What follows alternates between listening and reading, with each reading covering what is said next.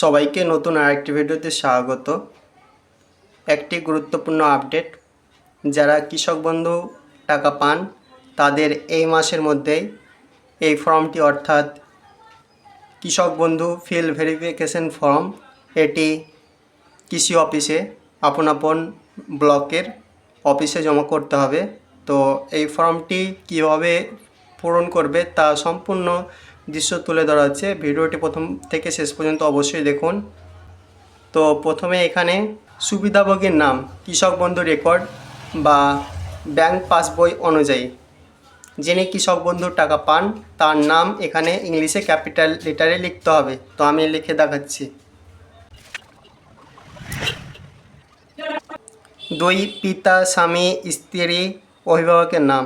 এখানে মূলত পিতা বা স্বামী বা স্ত্রীর নাম লিখতে হবে। তো পিতার নাম লিখছি।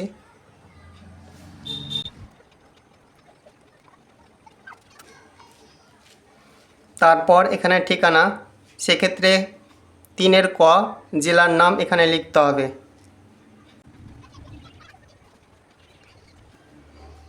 3 খ ব্লকের নাম লিখতে হবে এখানে। 3 গ গ্রাম পঞ্চায়েতের নাম লিখতে হবে এখানে। তারপর মৌজা বা গ্রামের নাম লিখতে হবে। তো আমি গ্রাম বা ভিলেজ লিখছি। তারপর সুবিধাভোগীর বিবরণ, এক্ষেত্রে দিতে হবে ব্যাংক ও ব্যাংকের শাখার নাম। এই ঘরে লিখে দিতে হবে ব্যাংকের নাম শর্ট ফর্মে এবং তার পাশে ব্রাঞ্চের নাম লিখে দিতে হবে। তো আমি পুরোটাই লিখছি যেহেতু কানাড়া ব্যাংক।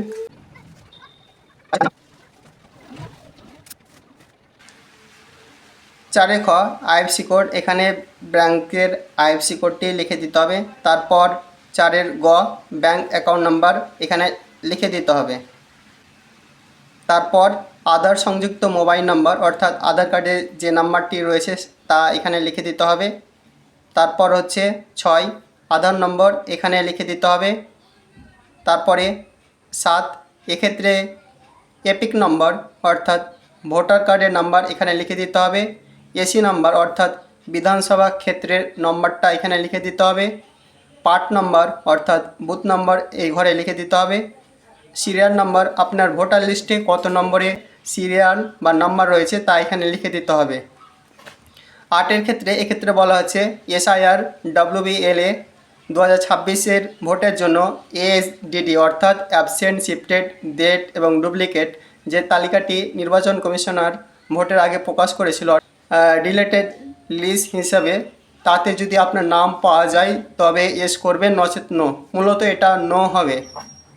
তার পরবর্তী বলা হচ্ছে আপিল ট্রাইব্যুনালে মুলতবি রয়েছে, যদি মুলতবি রয়ে থাকে তবে এস করবেন, নচেত নো করবেন। তারপর বলা হচ্ছে মুলতবি সিএ আবেদন অর্থাৎ সিএ পেন্ডিং থাকলে এস করবেন, নচেত নো করবেন। তারপর বলা হচ্ছে PM কিষাণ এর সুবিধা পান কি না। আপনি যদি PM কিষাণ এর সুবিধা বা প্রকল্প পেয়ে থাকেন তবে এস করবেন, নচেত নো করবেন। তারপর বলা হচ্ছে প্রধান পেশা, যেহেতু কৃষক বন্ধুর জন্য আবেদন বা ভেরিফিকেশন করছেন তা এখানে আপনার পেশা হতে হবে ফার্মার। তারপর বলা হচ্ছে চাষযোগ্য জমির বিবরণ, এক্ষেত্রে দিতে হবে যে নাম্বার এখানে বসিয়ে দিতে হবে। খতিয়ান নাম্বার এটা পর্চা থেকে বসিয়ে দেবেন। দাগ নম্বর বা প্লট নাম্বার এটা লিখে দেবেন এখানে। চাষযোগ্য জমির পরিমাণ একর অনুযায়ী অর্থাৎ আপনার জমি পরিমাণ কত রয়েছে তা গুগলে সার্চ করে একর অনুযায়ী সার্চ করে দেখে বসিয়ে দিবেন। তারপর খতিয়ানের তারিখ এটা পর্চা দেখে বসিয়ে দেবেন। তারপর বলা হচ্ছে জমি দখলের ধরন, ক্রয়, উত্তরাধিকার সূত্র, নামজারি, হস্তান্তর, অন্যান্য যেটি হয়ে থাকবে সেটি এখানে লিখে দেবেন। তারপর বলা হচ্ছে আয়কর প্রদান করেন কি না, ইনকাম ট্যাক্স যদি প্রদান করে থাকেন তবে এস করবেন, নচেত নো করবেন, মূলত নো। তারপর বলা হচ্ছে স্বামী বা স্ত্রীর বিবরণ, এক্ষেত্রে যদি স্বামী কৃষক বন্ধু পেয়ে থাকেন তবে তার এখানে স্ত্রীর নাম এবং বিবরণ দিতে হবে। তো প্রথমে যেহেতু স্বামীর নাম দেওয়া হয়েছে তাই এই ঘরে তার স্ত্রীর বিবরণ দেওয়া হয়েছে, এখানে টিক দিয়ে দিতে হবে এবং এখানে তার স্ত্রীর নাম লিখে দিতে হবে। তারপর তার স্ত্রীর ব্যাংকের বিবরণ দিতে হবে, এক্ষেত্রে ব্যাংক ও শাখার নাম, এখানে ব্যাংকের নামটা লিখে দেবেন এবং পরে ব্রাঞ্চের নামটি এখানে উল্লেখ করে দিবেন। তারপর 14 খ আইএফসি কোড অর্থাৎ ব্যাংকের আইএফসি কোড এখানে উল্লেখ করে দিবেন। তারপর বলা হচ্ছে ব্যাংক অ্যাকাউন্ট নম্বর এ ঘরে লিখে দিবেন। তারপর আধার সংযুক্ত মোবাইল নম্বর অর্থাৎ আধার কার্ডে যে নম্বরটি রয়েছে তা এই ঘরে লিখে দিবেন। তারপর 16 আধার নম্বর এই ঘরে লিখে দিবেন। 17 ক্ষেত্রে এপিক নম্বর অর্থাৎ ভোটার কার্ডের নম্বর এ ঘরে লিখতে হবে। এসি নম্বর অর্থাৎ বিধানসভা ক্ষেত্রের নম্বরটা এখানে লিখতে হবে। পার্ট নম্বর বুথ নম্বর এ ঘরে লিখতে হবে। তারপর বলা হচ্ছে সিরিয়াল নম্বর অর্থাৎ ইনি ভোটার লিস্টে কত নম্বরে রয়েছে তা এখানে উল্লেখ করে দিতে হবে। তারপর বলা হচ্ছে 18 কৃষক বন্ধু এর সুবিধা কিনা, কেবিএন অর্থাৎ কৃষক বন্ধু সুবিধা অর্থাৎ পান কিনা, যদি পেয়ে থাকেন এস করবেন, নো করবেন। তারপর বলা হচ্ছে 18 ক্ষেত্রে সেই একই 18 ক এসআইআর WBLA 2026 সালের ভোটের জন্য এএসডিডি অর্থাৎ ডিলেট তালিকার এর যদি নাম থাকে তবে এস করবেন, নচেত নো করবেন।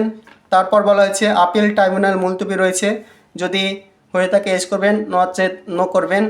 তারপর বলা হচ্ছে মুলতবি সিএ আবেদন অর্থাৎ সিএ যদি পেন্ডিং থাকে তবে এস করবেন, নচেত নো করবেন। তারপর বলা হচ্ছে পিএম কিষাণ ইনি পান কিনা, যদি পেয়ে থাকেন এস করবেন, নচেত নো করবেন। তারপর বলা হচ্ছে প্রধান পেশায় ক্ষেত্রে ইনার ক্ষেত্রে হাউস ওয়াইফ উল্লেখ করে দেওয়া হয়েছে। তারপর এখানে যিনি কৃষক বন্ধু পান তার সিগনেচার করে জমা করে দিতে হবে।